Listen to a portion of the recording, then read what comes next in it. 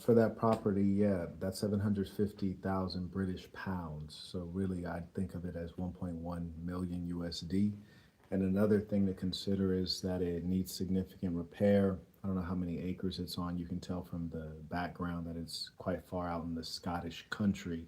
So an expensive project, and you're really going to need a real staff for it. But yeah, the Golden Ballroom, yeah, it's a beautiful thing.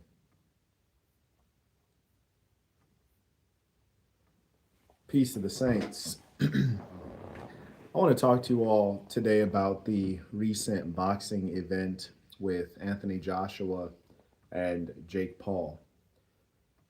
It's worth discussing because it represents something meaningful in human nature and as well in the prevailing culture today.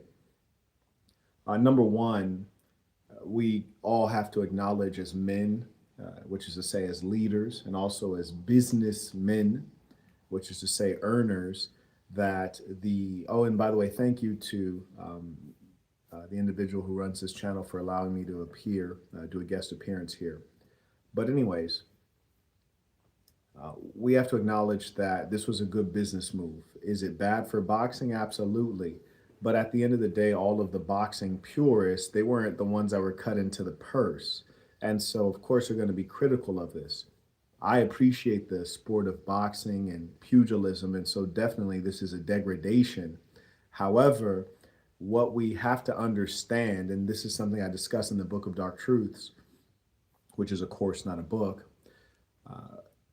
so much of what you're observing in the world is a direct result of the drive for money or the drive for intercourse, various forms of affection. So sports themselves exist as a business. You see, the purists are so foolish that they think it's about the sport, but those who understand reality know it's not about the sport. Boxing's not about boxing. Boxing's about money. It's about sports betting, as is basketball, football, and any other televised sport that's betted on. By the way, thank you to those who have hit the like button. I truly do appreciate you. Thank you for valuing my time and effort, especially at this very late hour in the country that I'm currently in. But, anyways, there are a couple things that Jake Paul represents and pushes that I despise and are worth noting. But that's a beautiful thing about, says, can you be a mod on this channel? Let me see. There we go. I think we got you upgraded there. Very good. There are a couple of things that he pushes that I don't really like. The truth of the matter is, Jake Paul, at some level, I respect his business acumen. I respect his ambition. I respect his efforts in the sport of boxing. I despise his values. To me, he's just like a grungy, unrefined, dirty kind of character. And in as much as that's the case, he represents a lot of things that I believe are wrong with humankind. And in fact, instead of the white supremacists attacking the blacks or various people of color, they really should be attacking the characters like Jake Paul because they're so low class. They really essentially degrade and deride that which is white. But anyways, he has some filthy values. We see that he keeps trying to push equality in the sport of boxing. Frankly, I don't think women should be boxing. It's fine if they do, and many of them are that I've seen compete are pretty good. Now, frankly, would I rather watch women's boxing or men's boxing? For sure, men's boxing. Males, I should say, are physically designed to engage in warfare and combat, and that's why they do it much better. And when I'm at the ballet, I almost find it to be disgusting to look at the men. I really view them as a tool of the women so that the woman can be at the center and display her feminine beauty. But boxing is a brutal ballet that really does not highlight any of the natural advantages of the human female. That being said, this fella keeps on putting women's boxing and they're making an attempt to put it at the forefront. We have to understand that if we do not eliminate these kinds of personalities, these Jake Pauls who are actively pushing women into men's roles, men's jobs, men's positions, they're updating they're they're displacing the male and thereby causing the same kind of degradation that we suffered with women's suffrage, that we've experienced with women leaving the household, going into the workplace, upsetting wages, which is to say, pushing them down. And he is essentially operating as a feminist. The problem is that so often we don't identify these individual actors and their specific actions that cause for patriarchy to decline and masculine leadership to retreat. So I think that's a terrible thing that he's doing socially, politically, and culturally. So, in as much as that's the case, he is the enemy of the good peoples of the earth. Now, with regards to the actual boxing match that I did watch of the females, because I love the sport, there was a woman who appeared to be a mixed race woman fighting what appeared to be a white woman. And the white woman got the boo bop. Yeah, she got obliterated. And in fact, it was one of those things where I was like, why is this still going on? We should have stopped this a long time ago because the gap in skill and power, if you could ever use such a term for female boxers, is so big that the other woman doesn't have a chance to come back. So she's just taking a beating unnecessarily. It's not even entertaining either because the skill gap is too big. And why that was allowed to go on, I don't know. But shout out to her. I have the utmost respect for anyone who laces up gloves and competes, be them male or female. Now, do I recommend women do it? Absolutely not. And generally, there's just no doubt that people who go into the fight sports as a profession are either coming out of the lower class, they're either savage or they have mental issues. It takes some mental issues to want to get beat on or feel the need to beat on other people for a living. There's no doubt about that. Some dweeb writes, I want to spar you. Get a life, buddy. Get a life. He wrote it in all caps and wrote the word wanna. I encourage people to use proper English. You make yourself look like a fool when you write in you write in like dialect. You just look like an imbecile, and you don't want to spar me, and I don't want to spar you, but I wouldn't mind taking a blade across your windpipe, so that would be a pleasure. Moreover, um, shout out to the Chunkster supporting the work. He writes thoughts on Tate versus Demore. I'm going to do a separate stream on that just so that when people tune in, they know that they're getting a given topic. So I will reply to that one. I've actually not seen the fight in full. And similar to the Jake Paul and Anthony Joshua, we know that that was a media event for the low IQ people, the non boxing purists, and it was a money grab, which is fine. I mean, I like to grab money too. So, in as much as we're in a capitalist society, a capitalist planet Earth, I have to respect that. I don't appreciate it, but you must respect it. And we know that these guys are arranging these fights, and the boxing becomes more like WWE with some aspects of realism, but mostly scripted. For example, if you looked at footage from the fellow that Tate was fighting, you're like, bro is terrible. Not terrible in general, but terrible for someone who would call themselves a world champion. Then, with regards to Anthony Joshua and Jake Paul, you watch the fight and you observe that Anthony Joshua was not cutting off the ring. Any boxer worth anything, be them an amateur or someone who frequents the boxing gym and certainly a professional, you're able to cut off the ring effectively. And with that being the case, he should have been able to catch and trap Jake Paul quite easily. And you're much bigger than Jake Paul, not only in terms of height, which would be reach, but also musculature, strength, and all the other advantages that one would hope to have in a fight sport. So you cut off the ring because you're so much taller, you have longer legs, you have training at the highest level. I mean, you fought Usyk, for Christ's sake. What did he fight Usyk? Yeah, I think he fought Usyk. I mean, hell, you fought the what they call, oh boy, the Hammer, Doctor Hammer, I forget, the Klitschko fellow. You fought legitimate fighters. You have real skill. You have significant power. I do believe that Anthony Joshua could have gotten Jake Paul out of there in the second round. I understand people may warm up slowly in the first round, use it as a feel out round, but the second round, it should have been a knockout. And I'm not talking about you hit him hard and he, no, I'm talking about lights out. Hey, turn the cameras off, call 911. We've got a body. Matter of fact, don't call 911, call the coroner. He should have been knocked spark out. Um, so that's how we knew that there were games being played. We observed that Anthony Joshua has terrible legs. You can look at his legs and actually see that they're terrible legs. Brody looks knock-kneed. He got them Kevin Gates legs, but all the same, still he can move them reasonably. And it's funny, the heavyweight division, a lot of folks just have terrible legs, whether it's visually or in terms of their awkward, unimpressive movement. Deontay Wilder is one such example. Atrocious legs.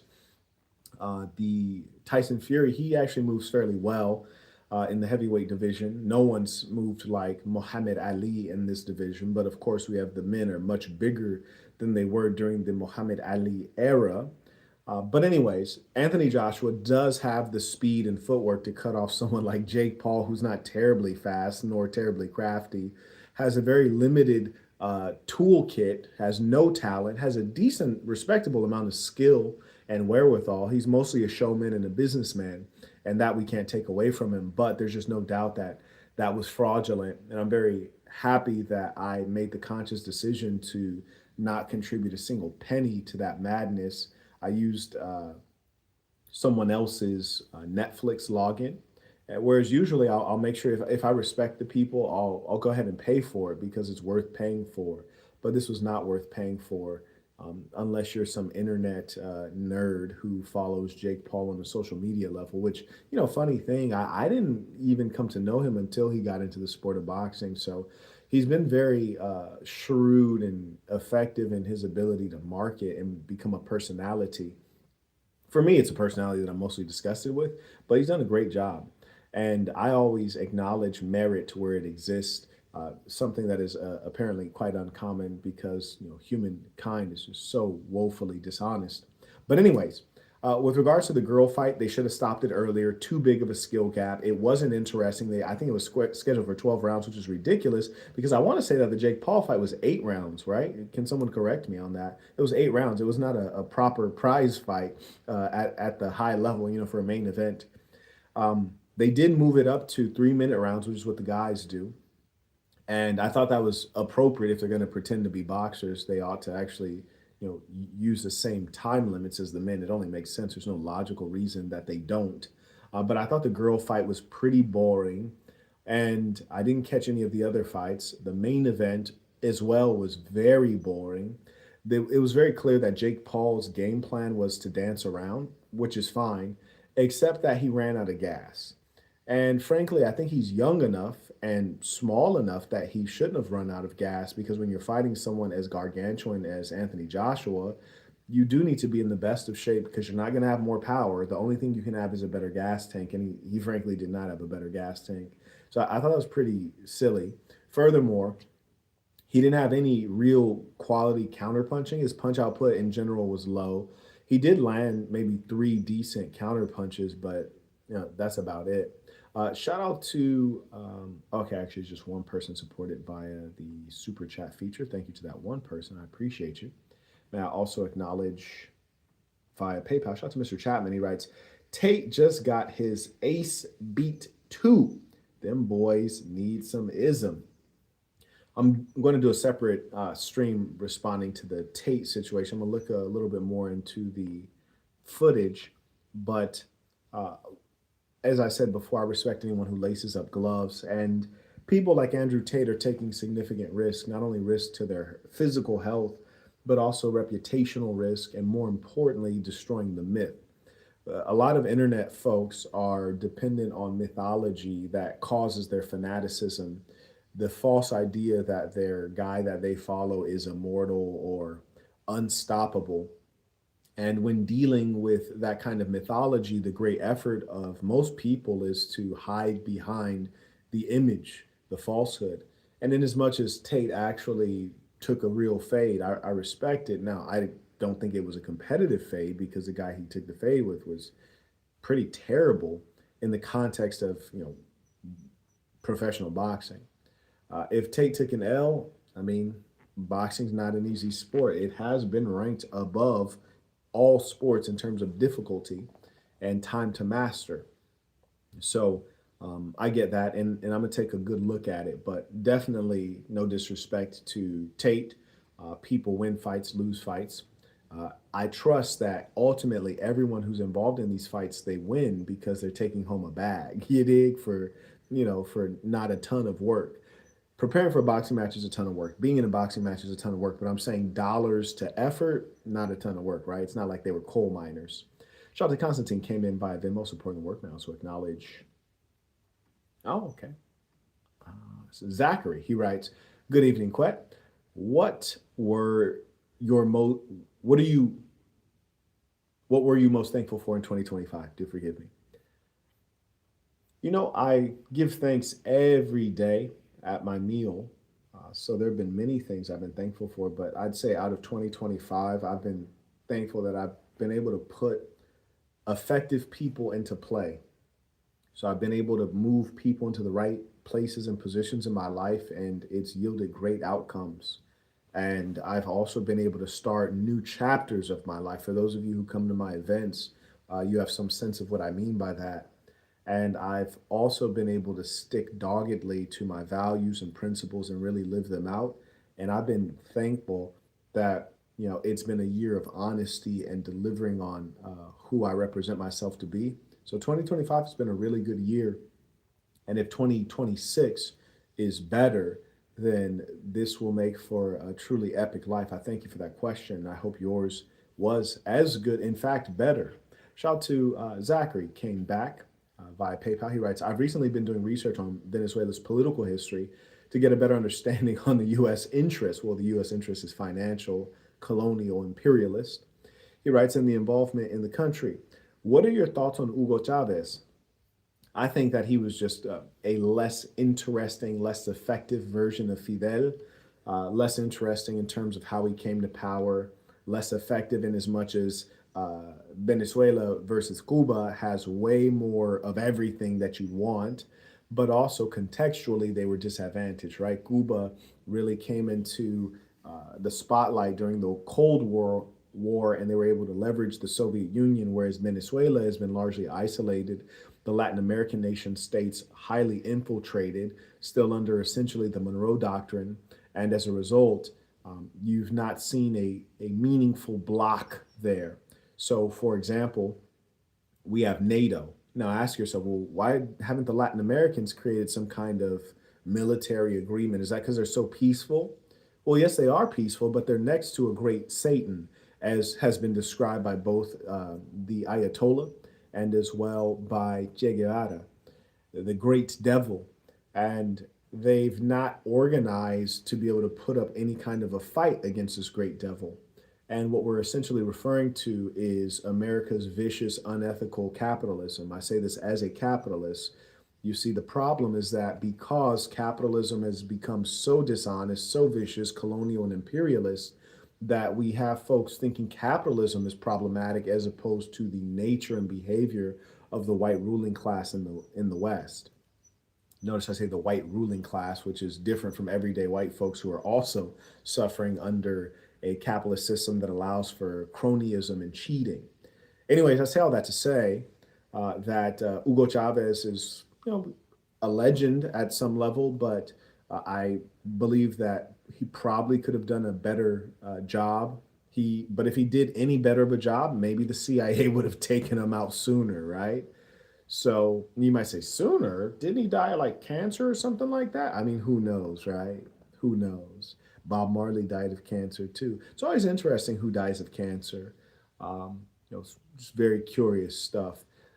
There's declassified information on the multitude of ways the Central Intelligence Agency attempted to murder Fidel and topple, destabilize his regime. So, knowing that they've made so many attempts to do so, it would be hard to believe that they would not use various forms of biological weapons, which, the origin of your sickness may be hard to trace, or it may appear to be something that it's not, like, say, cancer.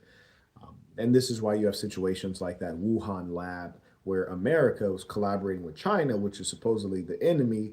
But if you make a real study of history, you'll find that the ruling classes in many countries, they may even go to war and send the sons of poor men, but the leaders never go to war with each other. They don't kill each other, generally speaking. That's why they try to stop revolutions from within their country. But when the aristocrats go to war with each other, they don't kill each other. One of the most interesting historical examples is Napoleon Bonaparte, born a Corsican of petty nobility, rose up within the French system, and he became an emperor, very aggressive. And once he had basically suffered ultimate defeat, he was sent to the island of Elba. He was not killed, he was exiled.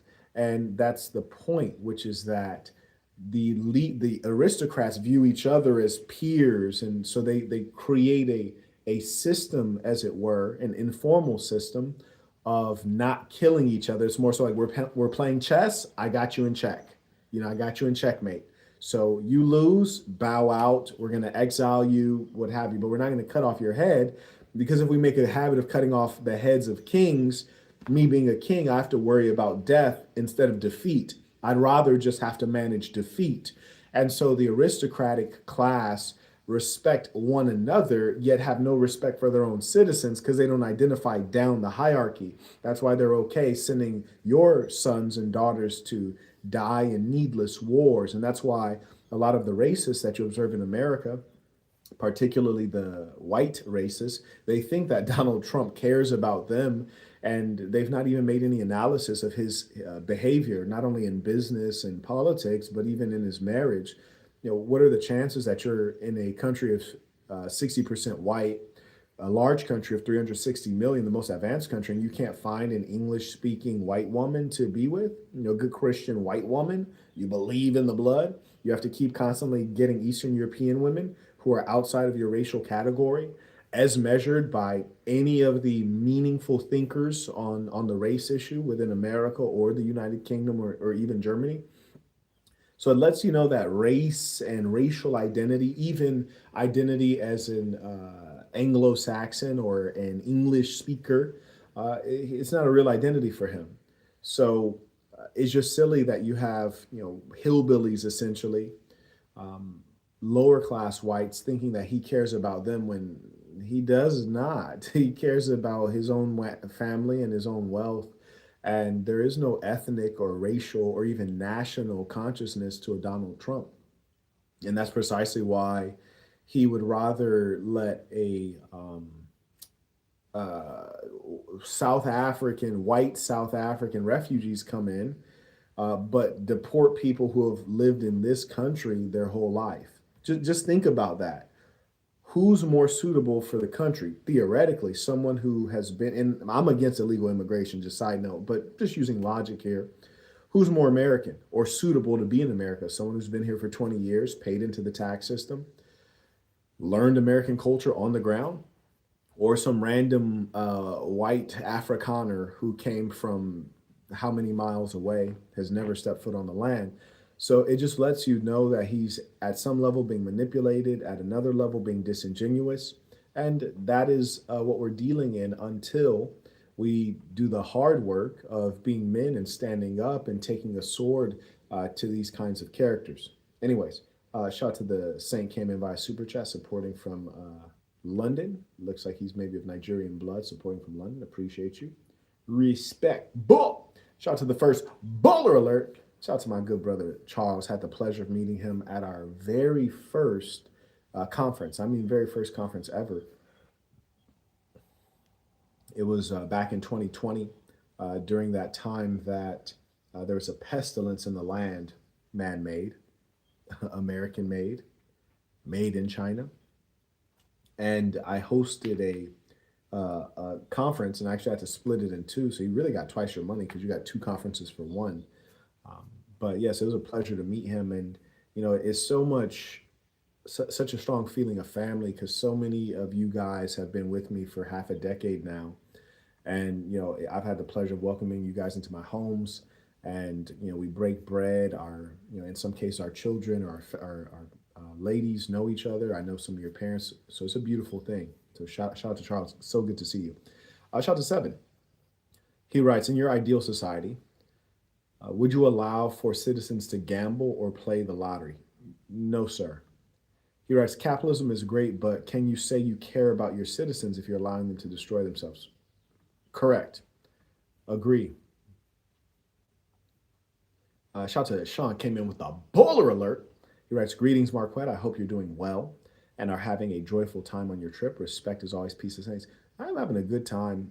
Just changed countries, and I was previously in Germany on a business item, and the particular city I was in was quite unimpressive. I might have to do a little piece on it. I acknowledge Jalen came in via Venmo, writes, peace of the saints. I have the app course and I figured out how to use AI for web development a while ago. I need a payment processor for business to vendor payouts, though. I'm going to buy your new course. What will you be teaching? Good question. And if I might clarify, I think I understand what you're saying, Jalen. But essentially, you're suggesting that you are creating a platform wherein the consumer pays into the platform, and maybe they might pay your platform directly, but there are vendors on your platform that you in turn need to pay out. So maybe they send in $100 for the platform, and you have to give 80 of those dollars to the vendor on the back end. And yes, there's certainly payment solutions that work with that, and there is some level of knowledge needed to make this correct. And we will be addressing payment processors. So, this course that I'm doing on AI development will address, of course, all the fundamentals that you're going to need for most types of websites. Of course, security, user authentication, basics on every single website. Then APIs and integration, critical integrations for payment processors, notifications, whether you're notifying folks via text or via email. And unfortunately, those can be a bit involved and a bit complex. And then, of course, we're going to look at deployment. One of the big issues for a lot of AI development technologies is that you can build the website or build the app, but publishing it is the hard part, whether you're publishing it as a native app on the iOS store or Android, which provide their own challenges, or you're just seeking to put it on the World Wide Web. Well, the problem may be that either you acquired your domain on, say, GoDaddy, but GoDaddy doesn't have AI web development. They say they do, but they really don't. Or you started doing your AI web development on some silly platform that has terrible AI web development, and that's most of them, but they don't have web hosting, so they can't actually host your website. And in addition, I'm talking about revenue models, which is to say we can all create apps. And in fact, there will be a lot of apps being created, mostly garbage. Very few of them will have a proper revenue model so you can get paid, right? Creating the proper revenue model so that consumers actually want to pay you and you can become somebody in this world. So, and that's the most important part. We're going to address that as well. So, we're going to run the whole gambit of what it takes to go from idea in my head, technology on the screen, prototype, testing, deployment, marketing, fundraising, investors. Now the beautiful thing is fundraising is a lot less important in this era, but you're going to need to fundraise to do the appropriate level of marketing to beat out the competition and to really capture the big profits, get you to the multi-million-dollar level. So we're going through all of that. It'll be a great time. And the most important value of this course, and you guys know I've published a number of courses, I only ever do a practicum, which is to say I do it live and we operate as a corporation. So we operate like we're in the same company and we go through in real time. You ask questions in real time. And the reason I do that for my web development boot camp, if you will, is because it's a little more complex. You guys may be building things, and I want to make sure that you're really learning, you're really getting it done. You can get help and support in real time, but most importantly, you get the network, because it's the network where you find your new friends, your new business collaborators. You can join other people's company. You can recruit people for your company. They may have connections to capital. Those are all of the major value adds. And thank you, Chung, for sharing that link. If you click that, you can go ahead and purchase the AI web development course. And that'll be starting in about approximately 10 days. So it'll be a practicum. If you're not able to join live, that's fine. You'll be able to watch the replays, which will have all of the information plus the questions people are asking, which is the greatest value to you. And thank you for asking, Jalen. Looking forward to engaging. Shout out to Carter. Right, it's Peace and Saints off topic, but adjacent question. Did you ever give commentary on the Nello versus Bud outcome? No. And I think the outcome was not shocking to anyone really. Right. So what do you now make of Bud's retirement? I don't trust it. I think he'll probably end up fighting again. You're right. It's also Anthony Joshua appeared to be moving about 50% effort, even with his knockout blow. Agree. And when you look at that blow, it was a flush, the punch landed flush. However, it did not land with full power. Being that it was properly placed, it landed flush, and you're getting hit by someone who's muscle bound and 6'6" and a trained heavyweight boxer, that should have been lights out. So he was clearly pulling punches. And, frankly, if I were Jake Paul, I'd be thankful. If I was involved in the business conspiracy that they had going, I'd be like, great, you played the role. But as someone that was hoping to see some entertainment, I was disappointed. But we must acknowledge that when you're watching a fight sport, you're being entertained at the expense of the fighter, right? So all of these guys are making sure that they preserve themselves, and I can't blame them. So just trying to be reasonable. Sometimes you hear people in the audience, they're like animals, like, oh yeah, hit them, do this, knock them out. It's like, these guys got to go home to their families as